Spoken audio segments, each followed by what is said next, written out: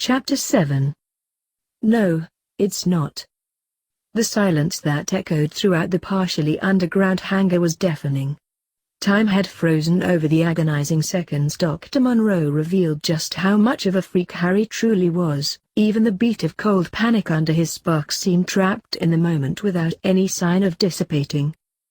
Imprisoned in that same moment, none of the Autobots reacted either. Staring down at the humans with wide, motionless optics like incredibly elaborate decor pieces. Hours later, years even, if Harry could tell time by the tension in the air alone, Jazz spoke. "Hey, you expecting us to believe that kinda bullshit? What did you make of fragging sparkling out of spare parts lying around?" No one corrected Jazz's language, barely booting back up, their processors audibly humming on a frequency Harry didn't think he'd be able to hear with human ears. "She's right." Harry admitted in a wisp of a transmission, buggy with shame and fear. All the Autobots received it. They turned to him as one. Harry flinched away from their burning, infinitely baffled gazes. He pulled his knees up from where they had been pressed greedily against Ratchet. "No, your Allspacker made it with certain spare parts lying around," Monroe corrected haughtily, pulling an electronic tablet from her entourage to fiddle with.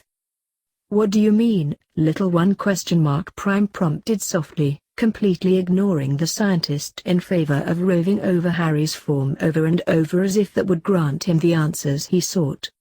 Harry grimaced under his mouth plate. "I'm not high. I wasn't. I'm sorry. My parents weren't robots. Did some humans take you in after you were sparked?" Ironhide asked, thinly veiled disbelief in his tone. I mean, the cube made me like this. I wasn't born like this. It was hard to get out. Harry hardly understood it, but he knew he wasn't really one of them. A fake without any way to turn back, freaky Harry who looked like a robot but couldn't even do that right. Here this was being investigated in a different department from mine, but with the drastic loss in personnel. I managed to gather most of their findings. Then Beppo was created independently from your kind. The cube made it from mostly human organic materials. Dr. Monroe interrupted Harry's clumsy confession to hold up the tablet for all to see. In the little glowing screen was a picture of the base of the Allspark. There was a darkened, sooty stain there, shaped in a curve, with brown flaking smears surrounding the lumpy patch of black. Harry blinked, a little confused. "What's this supposed to be?" Optimus Prime asked coolly. "The remains of one Harry James Potter," Monroe shot back. The investigation wasn't complete, but I believe this 10-year-old boy somehow intruded into Sector 7 and touched the cube. This is all that was left of him, but next to this we recovered what the cube made out of a human body. Bumblebee made a retching sound, taking a step back. Ironhide had a similar look of disgust. "The Allspack wasn't designed like that. It doesn't work like it. Certainly wouldn't destroy a sentient life form to create another autonomously." "Wait a nanoclick." Ratchet finally spoke, plucking Harry from his shoulder to carry him to eye level. Comprehension dawned on his face, followed so swiftly by confusion and incredulity that Harry had no doubt he'd reached the correct conclusion. "Harry. I'm Harry Potter." He confirmed grimly, splayed in the curve of Ratchet's servos. Completely helpless and filled with nothing but lies, all Harry could do was sit under the Autobots' stare and submit to their condemnation. "That's impossible," Ironhide huffed. "Organic matter is completely incompatible. The Allspark would have next to nothing to work with." Optimus stared blankly at Harry. When he spoke, he did so slowly, as though guilty just by following along. "You may not remember, Ironhide. It's been more eons than worth counting since any of us have last seen a sparkling. But Harry is underdeveloped and sparsely designed, even for a potential seeker." He stretched out one massive servo toward Harry, digits splayed. Harry ducked away with a whine, kicking to scoot backward on Ratchet's palm. What would Optimus do? Would he be torn apart just to see what the cube did to every inch of him? crushed for his omission? Or simply turned over to Monroe and all her experimentation? None of those things happened, at least at the moment. Optimus didn't move after the noise escaped Harry's vocal processor, melancholy in his optics and indecision on his faceplates. Finally, he simply pointed at Harry, centered over his chest as he lifted his optics to Ratchet instead. It didn't escape Harry that Ratchet hadn't tried to soothe him, sending a bolt of true terror through his system, as chilling as the liquid nitrogen they used under the dam. I've never seen a Cybertronian with plating so thin you could see their spark through their armor, Optimus continued. Even during the final days of Cybertron, those few sparklings still functioning had thicker armor by far. Harry couldn't help it. He hunched over his chest and the light socketed at his center. He'd sort of liked the light when he wasn't actively thinking about how deep it was in his frame, but now whatever protectiveness he felt toward the vital component felt poisoned with his own self-disgust. Different, ugly, fake in every sense of the word. "You saying you believe this crazy slagger?" Jazz hissed, offense written clearly in his expression. Bumblebee added his own thoughts over a transmission. "It does make sense. He knows next to nothing about us or even himself, plus the All's pack is already behaving oddly around him with the whole piggyback thing. It's true. I was a boy on a tour of the dam and then the All's pack did something spoke to me. It told me it would change me for something, and then it did. Harry couldn't hold back a tremor at the memory he tried too hard not to reflect on. The all-encompassing presence pinning him in place like an insect, the burning pain, the voice that wasn't so much a voice as a thunderous sea of intent pressing its wishes into his head. And I woke up like this. In a box. And I wasn't me anymore. I don't know what, I don't know how it happened, I'm sorry. And he was. He was so sorry. Sorry he was there, sorry the cube had done this to him, sorry the Autobots had ever laid optics on his monstrous body. Sorry he even existed, nothing but a freakish lie of a shell for the freakish boy inside. He'd even tricked Lord Megatron looking as he did, and for what? All that awaited him was experimentation or a life completely and utterly alone. If Ratchet didn't just drop him from his hand right now to smack against the concrete so far below, that is. I am sorry. I'm sorry. I'm so worry. I'm sorry. A litany of apologies poured from his mouth plate like a bleeding wound, useless and unsightly, but there was no way to stem it. Nothing else to do but say sorry and pray they let him go. I'm sorry. I'm sorry. I'm sorry. Fascinating. Are you all communicating subvocally or through some non-auditory means? I'll have fun figuring out how that works. She actually took the time to start tapping rapidly on the tablet, glancing up a few times as though peering through a microscope, as though looking at moving, talking data. Even as she spoke to the Autobots, it was blindingly obvious she didn't consider them to be anything but future material for her own experiments. Harry shuddered. So are there really no sparklings left? Did Bumblebee swipe some human's offspring? Jazz directed toward Prime, though it was universally accessible. I'm so confused, does that mean we really are stealing Harry? Bumblebee whined, also staring up beseechingly at Prime. He didn't answer, didn't even look at them. Prime was instead watching Harry, feature carefully schooled into neutrality. Once Monroe was finished, she tucked the tablet under an arm. Now hand over the NBEP. You have no claim to federal property. I can't guarantee your treaty will remain intact if I must report your refusal to comply. Dr. Monroe lifted a hand in the Autobot's direction, and it might have looked politely expectant on anyone else. But with sharp teeth, glinting eyes, and ashen skin under the gleam of sweat, the woman looked half delirious with greed and hunger. And Harry, guilty and undeserving of any pity from the Autobots, couldn't hold back the dark torrent of fear that pressed down so hard on his chest anymore. Weak and miserable and seeing nothing but clear plastic prisons and ice in his future, he started to cry. They weren't the loud sobs and shrieks that usually escaped his vocal processor unwillingly. He choked them down as best he could. There was no point in crying, no fluttery panic, just dread and fear. He whittled the whimpers down to hiccups and short bursts of high, jagged keens. "So sorry," he tried to keep transmitting, but it was near incomprehensible at that point. Once more, a silence flooded through the hangar, thinning the air of any readable emotion. Harry bit down on the wheezing cry, muffling it behind his mouth plate. Shivers racked up his frame, the rattling of metal against metal joining his soft cries in the deathly quiet of the room. Harry was shaking so hard he was nearly dislodged from Ratchet's servos. It was at its very worst under his folded legs. The tremors shook him like a brittle tree in the midst of an earthquake.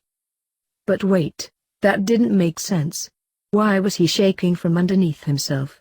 Why didn't he feel the motion flashing involuntarily throughout his internal system? Confused, Harry looked down at his shaking servos pressed flat against Ratchet's plating, colorless fluid silver against dark roughened gray. They were clanging against each other, but it wasn't right. It didn't look like it should have. Harry watched for a moment before he realized what was different. It wasn't Harry that was causing it. Ratchet was trembling. Startled, Harry's optic flew up to the Autobot's face. Ratchet was gazing down at him, his own optics round and a glassy light blue, not quite as bright as before. Something was wrong. He looked stunned and almost empty. A tragic sort of sorrow seemed to consume his entirety. "I'm waiting," Dr. Monroe reminded the lot of them, and Harry cringed away from her voice. Still, he kept his attention fixed on Ratchet. Was he hurt? A soft, questioning chirp came from Harry. He smoothed his servo over Ratchet's. Far too small to be soothing, but it was all he had. Ratchet ... It's not. Jazz sounded strangled. "I know," Ratchet hissed, more like a wounded animal than an alien robot. Harry was at a loss, stretched thin on his own fear and misery, but scrambling to find out what was hurting his favorite Autobot so badly. The others seemed affected as well, but it was clearly Ratchet who was taking it the hardest. Ratchet hadn't comforted Harry when Prime scared him, still kept him a little further out from his body than he usually would. But ... how could Harry ignore him? The warmest, cuddliest Autobot by far. The one who had given him so much care and consideration when Harry was alone among enemies and kept from Lord Megatron. Even if it was no longer mutual, Harry wanted Ratchet to smile that awkward smile again. Slinking an arm around Ratchet's thumb for leverage, Harry reached out to touch the armor of his gauntlet.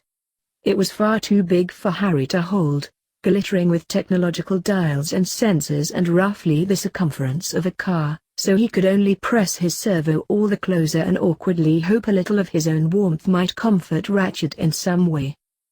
His own sobs were coming slower now, reduced to ringing spasms up his throat and stress buzzing in his helm. They were easier to muffle and Harry quieted himself, directing a worried warble toward Ratchet.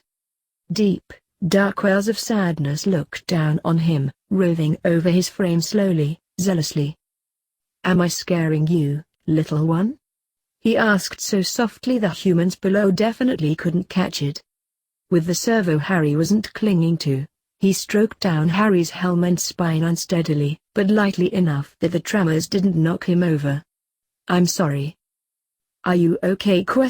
Harry asked, calm enough to use his communit again. With Ratchet anchoring him down, his attention and affection returned. The despair crushing him into nothing was much easier to ignore. He didn't respond verbally, merely dipping his helm a fraction as he continued stroking Harry like he was the only one tying Ratchet down to sanity and not the other way around.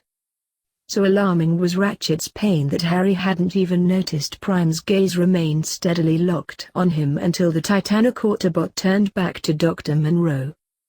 There was a purposeful weightiness to the simple movement, as though something had been decided, concluded in that instant. Harry couldn't guess what, though. He could only watch Prime as he spoke with the humans. "Who are the humans you've brought here?" Are any of them your superior? He asked, rigid and unreadable as a mountainside. She blinked, arm dropping back to her side. Slowly, the scientist turned to glance at her silent, wide-eyed entourage. No, Monroe replied slowly. The team assigned to me comprises of my surviving assistants and peers reassigned to my project with their own regrettably lost to the attack. I remain team leader of this project. Ice speared into Harry's joints, crystallizing under his plating and freezing him in place. Was Optimus going to give him up now? Was Harry going to be hosed down again, for who knew how long? He gave his own shiver. Was this how he was going to die? You're not really gonna send Harry back to them, are you? Bumblebee demanded over transmission, whirring with alarm. You can !T! Ratchet ... took a step away from Prime and the humans, servos enfolding Harry near lovingly, carefully detaching him from his gauntlet. Ironhide followed the same bizarre pulse, shifting his deadly, hulking frame between Ratchet and the others as a living barrier, now fully blocking Ratchet off from both his comrades and the humans, arms loose at his side. Stand down, Fraggers.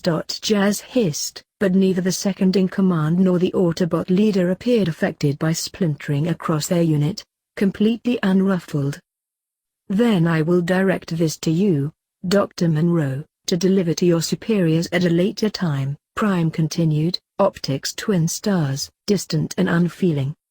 Though the NBEP-00 may have been created through organic material from Earth, Cybertron and its people claim it as one of our own. And you'll find that regardless of any scientific interest you and yours may have, you are fiercely outmatched in desire above all else. Deliver to your superiors this question: are they prepared to find different allies to fight alongside them when combating Decepticons? Are they prepared to enter combat against Autobots and Decepticons for the sake of the NBEP-00? Never had Prime appeared more alien, huge and unspeakably ancient. The foreign sigils scratched across his armor seemed to shimmer in the dim fluorescent light. The red and blue paint seemed to fade away, the bright colors draining to reveal the strange electric creature waiting just beneath. He stood hulking and timeless over the tiny, squishy humans, utterly still and controlled and different in a way his bipedal form made easier to overlook when he cloaked it in slow and gentle human mannerisms. There was no gentleness in his face now. How much else are you and Talos over trapping another Cybertronian, huh? Jazz grinned, a predatory bearing of sharp denter. He very purposefully looked over Dr. Monroe and her numerous, painful wounds. The acrid scent of sweat filled the hangar as the humans below blanched bone white, a few even skittered back behind Jacob's soldiers. Dr. Monroe recoiled as if bitten, hunching over her bandages. She chewed furiously at her lip for a long moment, greed and self-preservation warring behind her glasses. My superiors may have been mistaken, they were under the impression Autobots were more honorable than Decepticons. That's a bold message, but I wonder if you'll stick to it when you face becoming refugees on a planet that knows how savage you truly are. You are outnumbered. A war would exterminate you. She growled eventually. Jacob's nostrils flared and she shot Dr. Monroe a glare, suggesting the US go to war. Why not? It would be faster than trying to negotiate with an alien species more useful on ice than allowed military space. Monroe didn't take her eyes off Prime. Continue making outlandish demands and you'll find yourself facing annihilation before you could flee the atmosphere. Only one of us is invested in keeping the NBEP-00 functional, you know. A wild tempest flared within Prime, his whole body tensed, leaning forward at slightest centimeter. Drawn like the tide, Ironhide, Bumblebee, and Jazz did the same.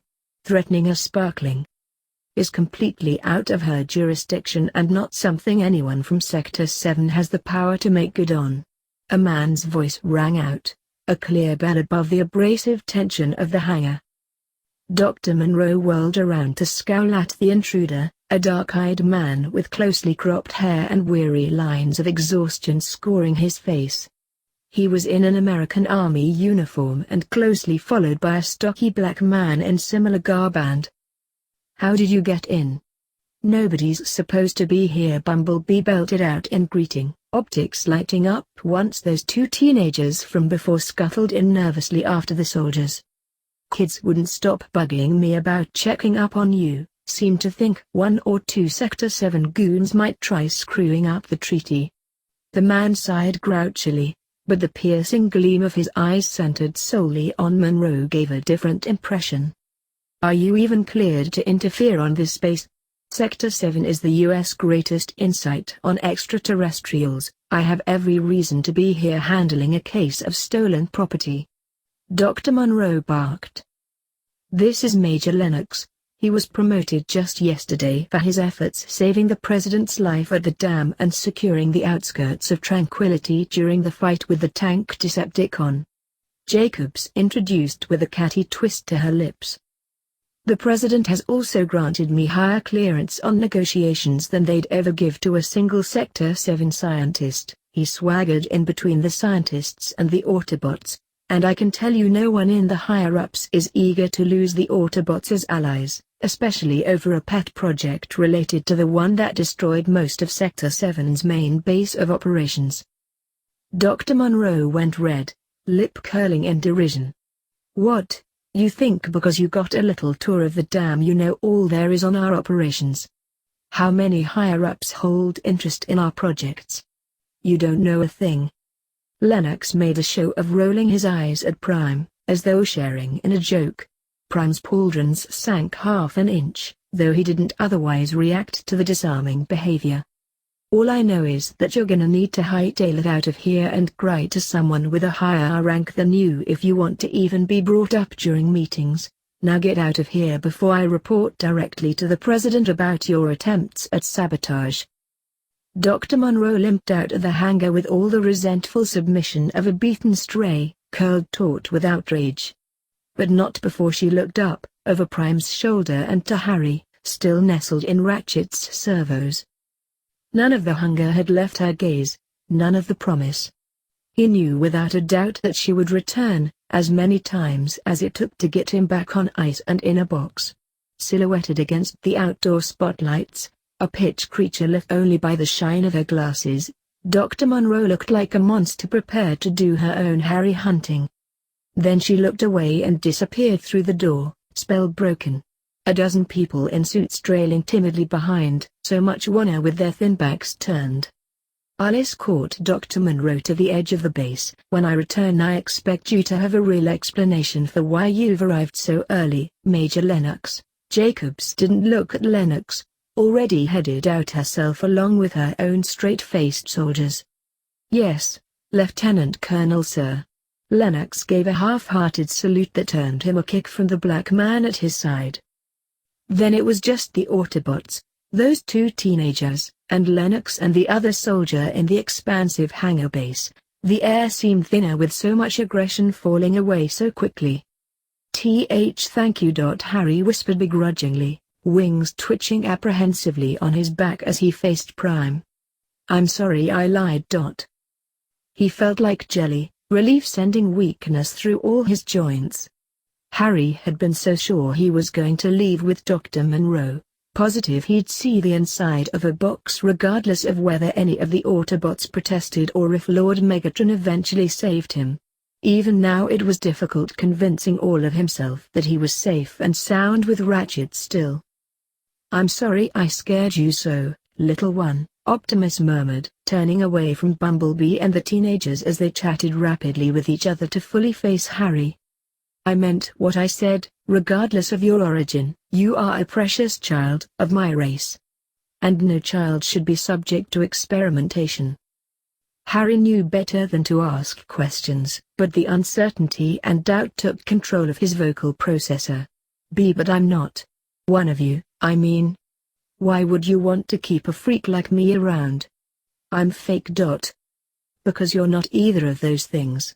You aren't a human any longer. There's nothing false about your appearance. You have as much right to your inheritance as any who walked Cybertron. You are a gift. Why the Allspack chose to change you and how are still mysteries, but your worth is not. Optimus said this all with passionate certainty, as if Harry's status could never be in question. Able and fitting, a gift, little one, the Allspack had once whispered in his ear. For a moment, heat beat like a drum behind his spark. Was this what it had meant? Harry wasn't sure if it was from curiosity or daring, but he still had to hear more. You mean all of it? You think I can be a real Cybertronian? Like you? You really still want me?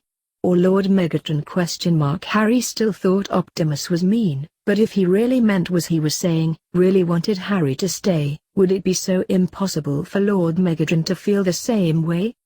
Something in Optimus softened, though Harry couldn't place what. Of course I do, Harry. You're a Cybertronian, anyone would be lucky to have you as their charge. Impossibly, disgustingly lucky, Ironhide murmured wryly. So lucky I might as well jump in a wormhole and find an untapped Energon mine next. Jazz followed with a snort. Optimus reached out a servo again, slow and careful. The intent was clear on his face, the exact same expression Ratchet wore when he really wanted to cuddle Harry. This time, Harry didn't flinch away. So your full designation is Harry James Potter? When Harry tilted his head shyly, Ironhide appeared thoughtful. Suppose that's why your designation is so weird, it's a human name. How old were you before the Allspack ... changed you? Ratchet asked softly, servos outstretched to give Optimus more room to pluck at Harry's wings and rub under his chin. Harry appreciated that the Autobot leader hadn't tried separating him from Ratchet. He still didn't like Optimus, even if his heated digits felt blissful against his stressed and weary frame. 10 years old. I think I'm still 10 ?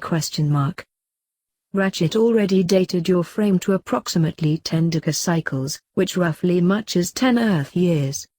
How strange that the Allspark would make you a sparkling of similar age instead of newly sparked, or even at the developmental equivalent instead of younger. Optimus mused, faceplates set in a surprisingly grim countenance given that he was now petting Harry like a pet hamster. What? Do human sparklings grow up different? Jazz asked, joining the ring around Harry. They only live a single lawn, Ratchet laughed. Of course they do. If the World Wide Web is to be believed, a 10-year-old human is about the same as a sparkling reaching its third frame. Then there's your answer. No way the Allspack had enough material for a second frame. Ironhide pointed out, leading to a chatter of mumbled agreement.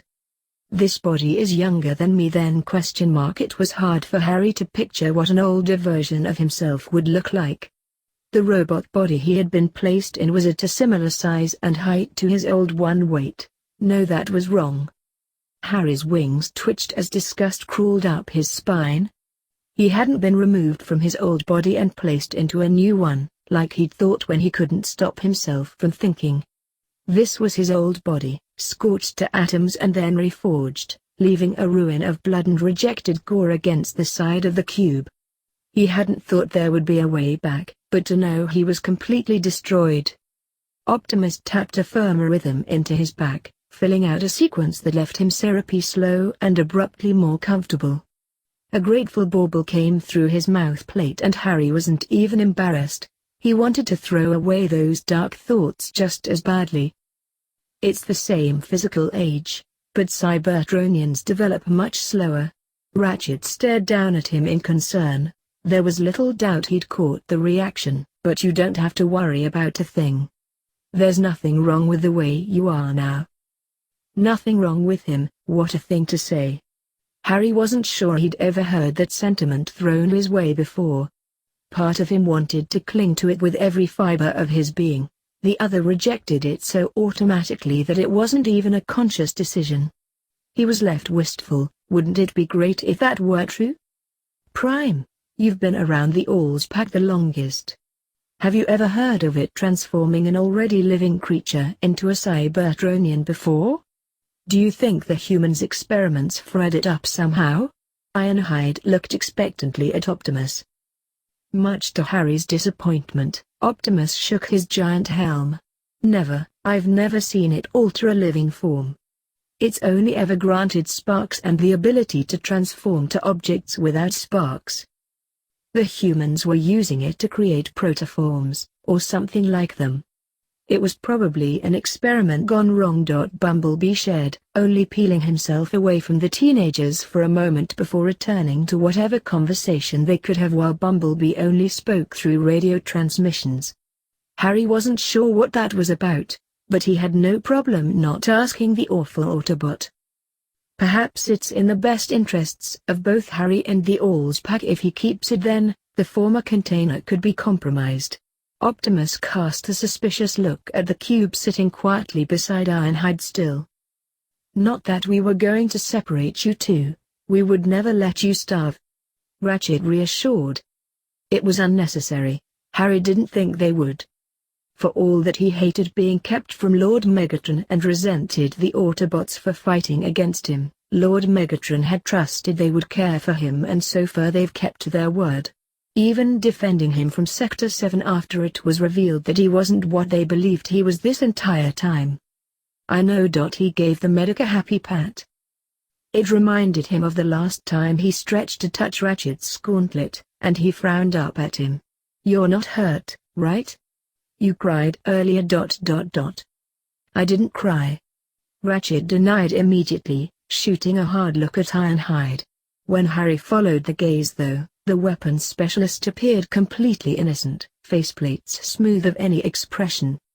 I just... Ratchet dimmed, slumping over Harry. The noises you made, that kind of distress signal isn't normally done by healthy sparklings. Or even slightly sick ones. I got a little scared is all, I'm sorry for worrying you. Harry didn't understand. What do you mean? I'm not sick. You're right. I was just being silly. Harry thought Ratchet was aiming for a smile, but he looked nauseated instead. When you're in distress, little one, don't try to interrupt your own programming. You have protocols designed specifically to alert your caretakers of your distress so that we may help you. Quieting your own distress frequencies usually means you are incapable of maintaining them. Ironhide explained gravely. Harry still didn't get it, but whatever they were saying was clearly upsetting them all over again, so he stopped pushing. He knew enough, muffling his cries as he did earlier was wrong in some way. Okay, I won't do it anymore. I'm sorry. Optimus ran a digit over the side of Harry's faceplates, tilting his helm up as he continued trailing his servos gently over the wiring of Harry's throat and gossamer chest plating. He didn't say anything, but his electric blue optics were curved pleasantly and his touch was so soft it bordered on ticklish. It felt almost as though he were saying thank you. Then, the Autobot leader pulled away, allowing Ratchet to lower his own servos and bring Harry back against the heated metal of his armor. Enough with all this fragging downer talkin'. Jazz burst out, Optimus, we haven't even started sparkling proof in this hangar. Ya sent Ratchet and Ironhide here to see if this scrap hole was up to snuff and it ain't, so why ain't we making a list of demands? Language. Ironhide snapped. Jazz shot an apologetic look Harry's way. Right, sorry Lil Spark. Optimus straightened. Good point, Jazz. As much as some of us might wish it, every Autobot turned to stare down Ratchet for some reason. Harry mimicked them but couldn't find anything of note on the medic's sheepish face. Harry can't stay on a heated servo forever. We need to raise the temperature of this hangar by a considerable degree. This caught Harry's attention, excitement lighting up like a sparkler. You mean you can warm this place up? It won't be so cold? As much as he liked how warm and comforting Ratchet was, he hadn't been able to run in a straight line for a week. Sure, he liked cuddling and napping and he'd learned to not let it bother him so much since being locked in his cupboard had the same limits, but he'd love to walk somewhere without feeling the biting chill. That's the first thing we'll address, Optimus promised. What about a station for stasis? We can use our ant forms, but Harry needs somewhere soft. Do humans have nesting material we could use? Ironhide jammed a thumb in the teenager's direction. Sam Witwicky, and Michaela Baines. Would you mind answering a few questions? Optimus called, beckoning the two away from Bumblebee and Lennox. They exchanged apprehensive looks, but approached. The soldiers followed suit, while Bumblebee looked content to just watch from where he was. Yeah? The boy, Sam, asked tremulously. How do humans rest during stasis? Is there a place we could get soft nesting material, preferably for children? He means sleep. Ratchet clarified. Could I maybe have pillows? Blankets? Those scientists gave me this heated blanket and it was so wonderful. I wish I still had it. Harry chittered happily. He'd love to have a dog pillow again. Bundling himself under the blanket had been his only bid for privacy since leaving Surrey, and he dearly wished for it again. You mean like a bed? For sleeping in? With a pillow and sheets and stuff? Sam looked nonplussed. Affirmative, and also electric blankets? Those would be convenient for any outings. How difficult would it be to acquire these materials? Do you mean for that little robot? Harry? Michaela guessed, craning her head to see Harry from so far below.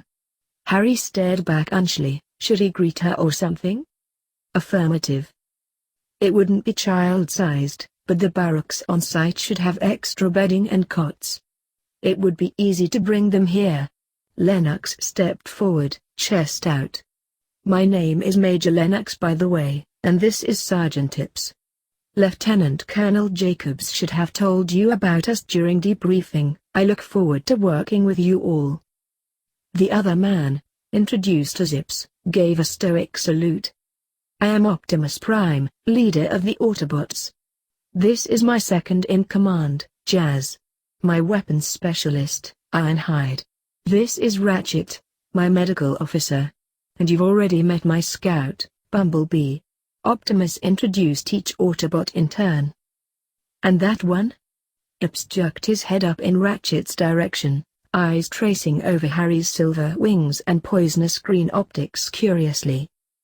Not an Autobot. Harry mumbled. He didn't want to be included in Optimus' team.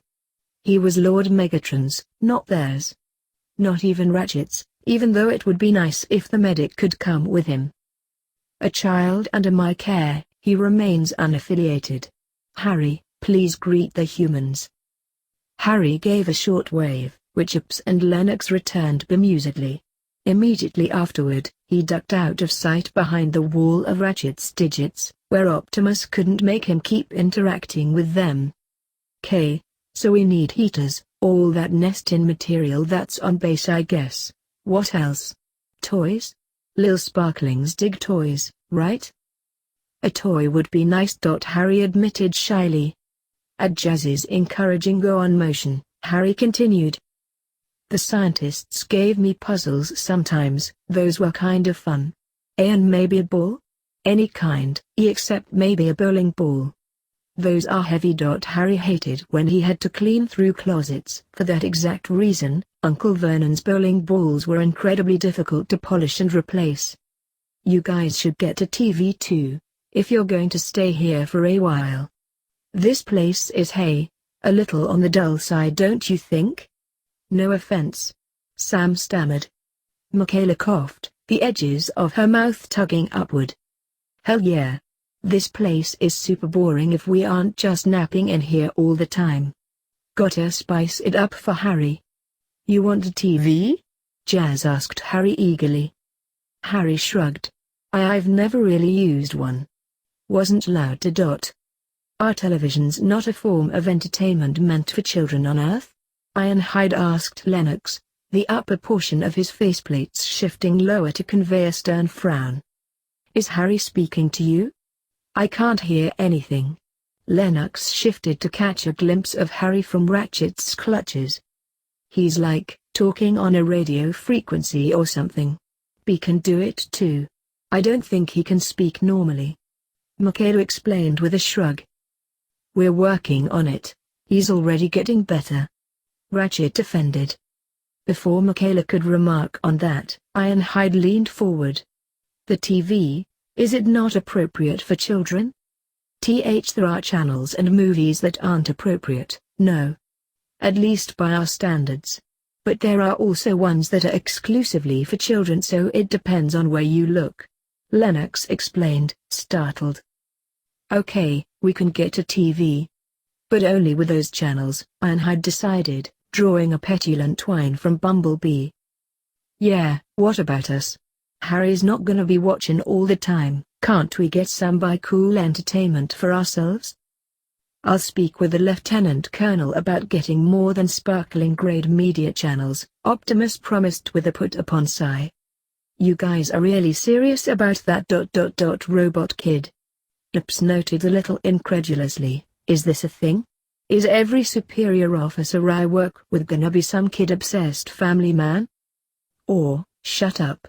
Lennox hissed, cheeks pink. Ratchet stepped forward, a pleased look on his face. Major Lennox, you are knowledgeable on maintaining children on this planet? Lennox shuffled, well, that's kind of a weird way to put it, but yeah. I've got a daughter, Annabelle. The way his face unconsciously softened and his dark eyes warmed. He must really love his daughter. Harry watched a little enviously. He adored Megatron and perhaps Ratchet now, but would it be too greedy to wish the Dursleys had ever looked like that when it came to him? Excellent, I look forward to working with you as well. Ratchet decided, glee in his every word. Hey, we're children too, I guess.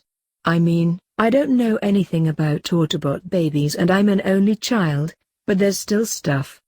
I could always make a trip to Toys R Us with some military cash if you need it. Sam volunteered. Oh yeah, and I used to babysit. Michaela looked meaningfully at Lennox as she said this.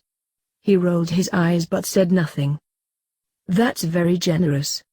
But first I must speak with Lieutenant Colonel Jacobs to negotiate these improvements. She may have requests of her own. Optimus politely refused. Ironhide stared balefully at Michaela. Yeah, and I was put in charge of watching the sparkling, won't need any help. Oh, right. Sorry. Anyway, Lennox gave Ironhide an unimpressed look. I take it Harry is the Beppo? The one the cube made by killing a child? While we're on the subject of requests, I'd like to make sure you've secured the cube to keep that from happening again. Oh yeah, Simmons brought that up. Can't believe a kid got that close. Sam eyed the cube, tucked in the corner of the hangar cautiously. Don't correct him. Optimus transmitted to them all.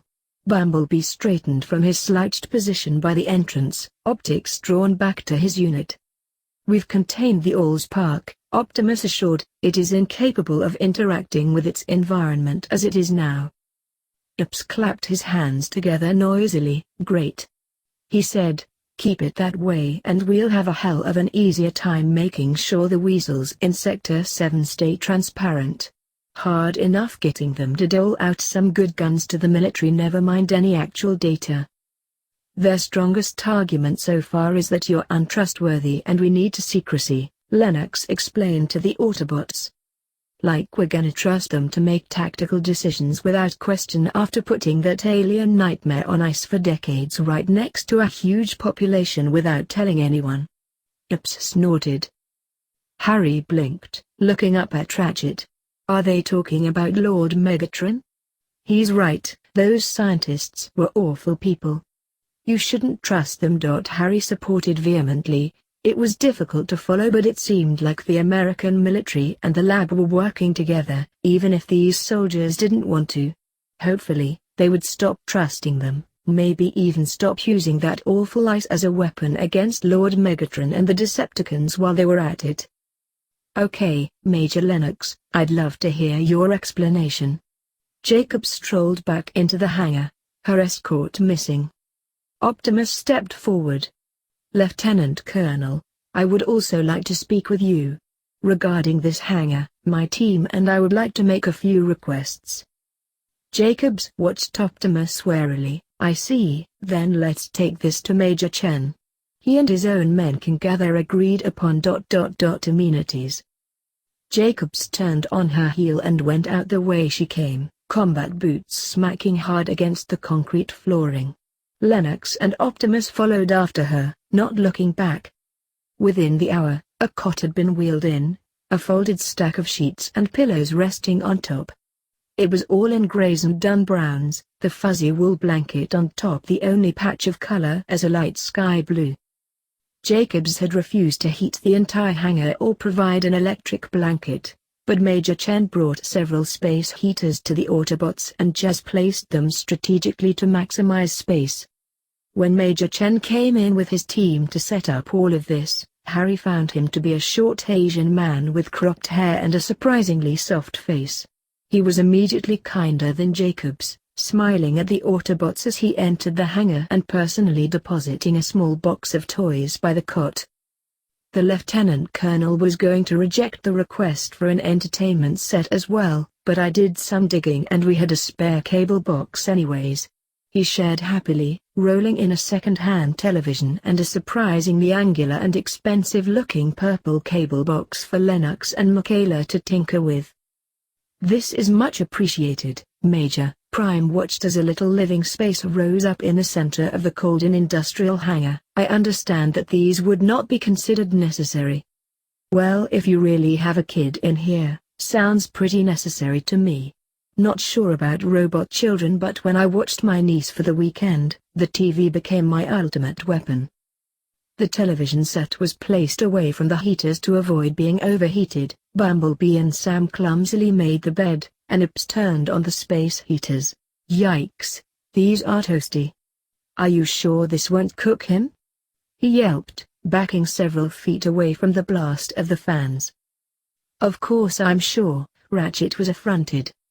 "We run hot, bro," Jazz explained. "Earth machines are hot too, right? But Harry don't run yet, he's too little." For the first time in what might actually be days, Harry's peds would touch the ground. It was starting to become real in Harry's processors.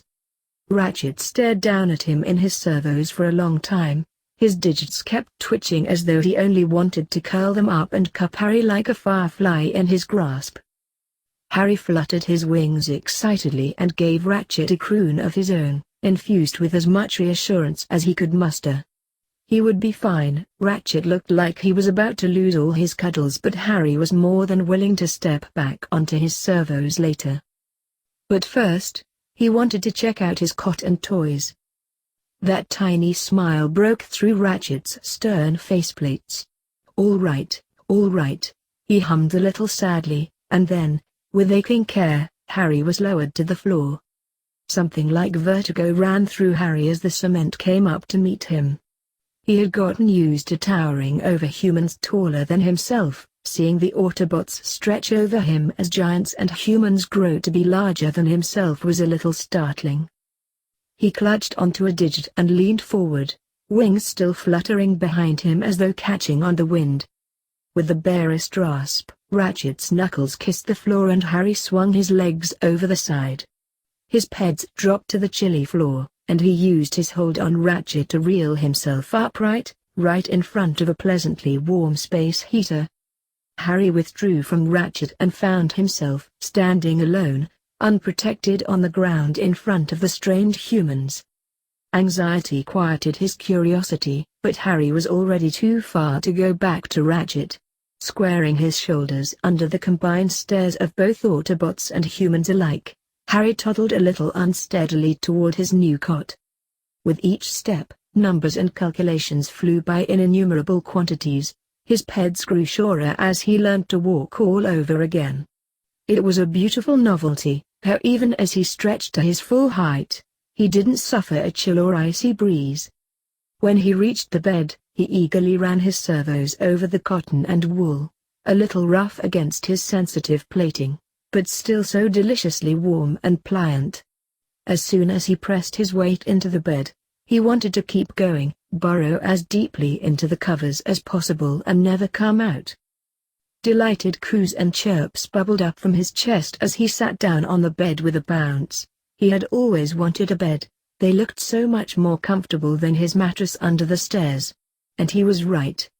It was soft and cushioned and far away from any spiders or dust. "You're not melting?" Sam asked curiously.